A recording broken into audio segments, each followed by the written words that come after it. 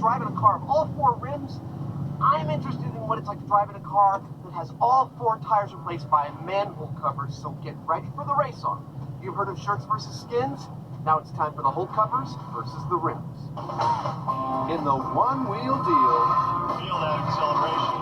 there was little to separate their 2 urban fixes. That's it. Come on, baby. So now Jamie in his original car and Adam in a car of his own design It's done! are going head-to-head in a 4-wheel fix finale. The goal? To see whose urban solution is superior. Shall we change these puppies out? Yeah. You like my paint job? You know how I love a good flame pattern. Plan is simple.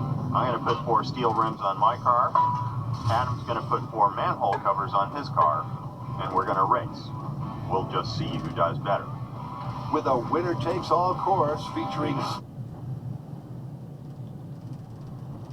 You like my paint job?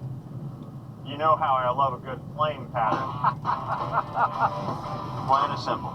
I'm going to put 4 steel rims on my car. Adam's going to put 4 manhole covers on his car. And we're going to race. We'll just see who does better. With a winner-takes-all course featuring slaloms, barriers, and bunting, Oh, that's a proper speedway. Adam's confident. This contest is pretty simple. The low rider versus the knife rider. Slicing through the knife. I think the outcome's going to be pretty simple, too. I think I, in the flaming car, I'm going to smoke the Hoosier. But Jamie's the man with a plan. Just like with rubber tires, these steel wheels will lose traction if they break free. So the key to success here is going to